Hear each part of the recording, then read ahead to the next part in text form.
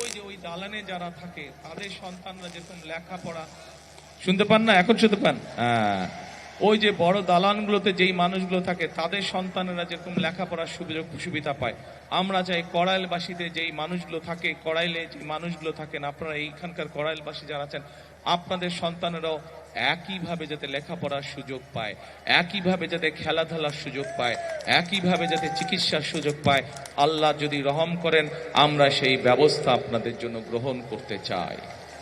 আমরা রাজনীতি করি আপনাদের জন্যই। বিএনপি মানুষের কাছে যেই জবান দিয়েছে, আমরা আমাদের সাধ্য দিয়ে চেষ্টা করেছি সেই জবান রক্ষা করার জন্য। আমি জানি না এটা নির্বাচন আচরণ বিধিতে পড়বে কিনা, কেউ ষড়যন্ত্র করে করবে কিনা, কিন্তু আমি যা করতে চাই আমি আল্লাহর রহমত নিয়ে সবকিছু করতে চাই। আপনাদের যদি দোয়া থাকে, আপনাদের যদি প্রত্যেকের দোয়া থাকে, আল্লাহ যদি রহম করেন, তাহলে আল্লাহর রহমতে আমি কয়েকটি কাজ এখানে করতে চাই, আল্লাহ যদি আমাকে সেই সুযোগ দেন। বলবো কি করতে চাই? প্রিয় কড়াইলবাসী, এখানে যে মানুষ যে আপনারা কষ্ট করছেন, থাকার কষ্ট করছেন, সেই কষ্টটি আমরা ধীরে ধীরে সমস্যার সমাধান করতে চাই। এখানে উঁচু উঁচু বড় বড় আমরা বিল্ডিং করে দিতে চাই আল্লাহর রহমতে, এবং এইখানে যে মানুষগুলো থাকেন তাদের নাম রেজিস্ট্রি করে আমরা প্রত্যেকটি ছোট ছোট ফ্ল্যাট করব, এবং সেই ফ্ল্যাটগুলো তাদের নামে আমরা দিতে চাই।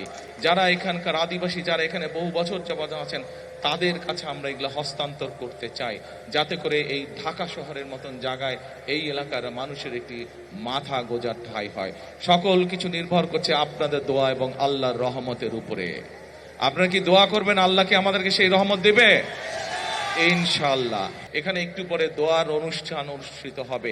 সেই দোয়ায় আমি মাওলানা সাহেবকে অনুরোধ করব যে যাই কথাগুলো আপনাদের জন্য আমরা যা করতে চাই, সেই কাজগুলো যাতে আপনাদের জন্য আমরা করতে পারি, সেই জন্য হাত তুলে যাতে আল্লাহর দরবারে আজকে আমরা দোয়া করতে পারি।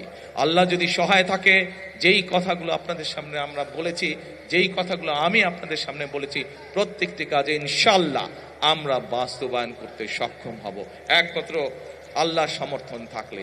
মা বোনকে অর্থনৈতিকভাবে আমরা যাতে সচ্ছলভাবে গড়ে তুলতে চাই, সেই জন্য এইরকম একটি ফ্যামিলি কার্ড আপনাদের কাছে পৌঁছে দিতে চাই মা বোনদের কাছে। যেই ফ্যামিলি কার্ডের কথা একটু আগে আমি বলেছি, কিন্তু সকল কিছু নির্ভর করবে একমাত্র রাব্বুল আলামিনের রহমতের উপরে। আমরা যদি আল্লাহর কাছে চাই, আল্লাহ হচ্ছে রহমান রহিম, আল্লাহ যদি আমাদেরকে তৌফিক দেন, আল্লাহ যদি আমাদেরকে রহম করেন, তাহলেই আমরা একমাত্র আমাদের কাজে সফল হব। আমি আপনাদেরই সন্তান, আমি আপনাদেরই এলাকার সন্তান। ইনশাআল্লাহ এতটুকু আপনাদেরকে বলতে পারি, যতদিন বেঁচে থাকবো, যতদিন আল্লাহর রহমত থাকবে আমার উপরে, ইনশাআল্লাহ আমি আপনাদের পাশে ছিলাম, আপনাদের পাশে আছি, ইনশাআল্লাহ আপনাদের পাশে আমি থাকবো। ইনশাআল্লাহ আবারও আপনাদের কাছে দোয়া আছে। আমার বাবা শহীদ রাষ্ট্রপতি জিয়াউর রহমান, আমার মা দেশনেত্রী খালেদা জিয়া সহ আমার ভাই এবং আমার পরিবারের জন্য আপনাদের সকলের কাছে, বিশেষ করে মা বোনদের কাছে দোয়া আছে। আমার বক্তব্য শেষ করছি। আবারও আপনাদেরকে দোয়া করবেন আল্লাহর কাছে, যাতে যেই কথাগুলো আপনাদের সামনে বলেছি, আপনাদের যেই সমস্যাগুলো আছে, এলাকার যেই সমস্যাগুলো আছে, সেই সমস্যাগুলো যে সমাধান করার জন্য আল্লাহ আমাকে যেন তৌফিক দেন, আল্লাহ যাতে আমাকে রহম দান করেন, এই দোয়াতে এই প্রত্যাশা করে আপনাদের সামনে থেকে বক্তব্য শেষ করছি। আল্লাহ হাফেজ। আসসালামু আলাইকুম।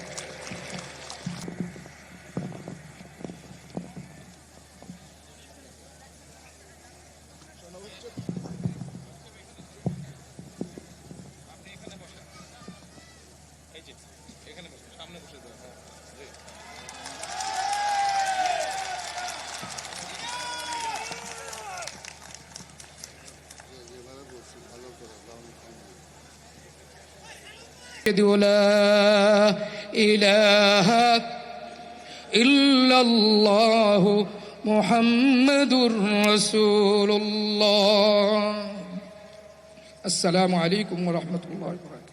সকলে জায়গা মতন বসেন, তবারকের ব্যবস্থা আছে, আমরা ধৈর্য সহকারে সবাই বসি।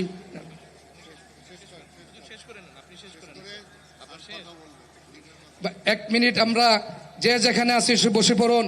আমাদের লিডারকে আরেকবার দেখার সুযোগ হবে, বলুন আলহামদুলিল্লাহ। আরো জোরে বলুন আলহামদুলিল্লাহ।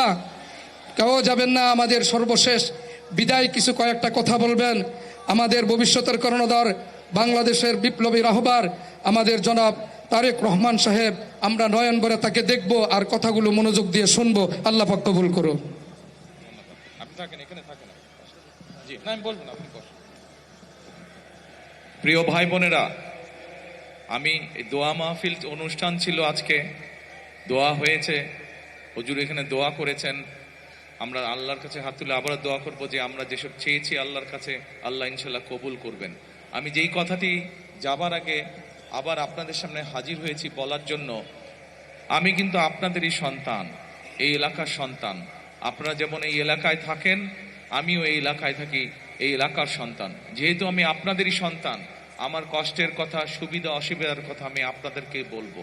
আপনারা যেমন আমাকে বলবেন, আমার সুবিধা অসুবিধার কথা আমি আপনাদের সামনেই তুলে ধরতে চাই।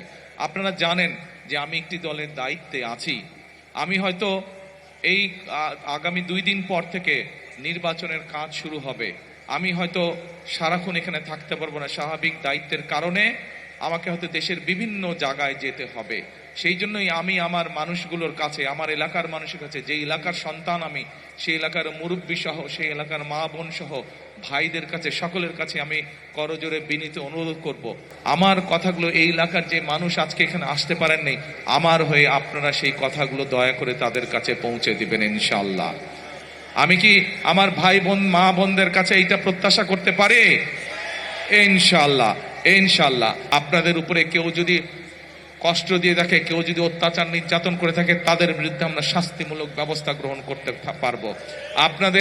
আপনাদের কাছে থেকে কেউ যদি জোর করে এই কারেন্ট বিল, পানির বিল, গ্যাসের বিল জোর করে নিয়ে থাকে, এই যে একটু আগে একটা পরিকল্পনার কথা বলেছে, ইনশাআল্লাহ আল্লাহর রহমতে সেই পরিকল্পনা বাস্তবায়ন করতে পারলে, আল্লাহ যদি রহম করেন, আল্লাহ আমরা বাস্তবায়ন করতে পারলে, কেউ জোর করে আপনাদের কাছ থেকে কিছু নিতে পারবে না। যা মিটার বলবে, যা সরকারের থাকবে, আপনারা শুধু সেটাই দিবেন।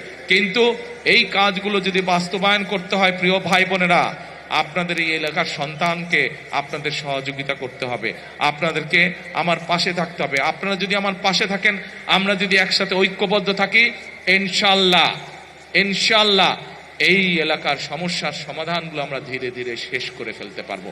আবারও আমি আমার এলাকাবাসীর কাছে, আমি আমার ভাই বোন মা বোনদের কাছে আবারও সহযোগিতা কামনা করে আমার বক্তব্য শেষ করছি।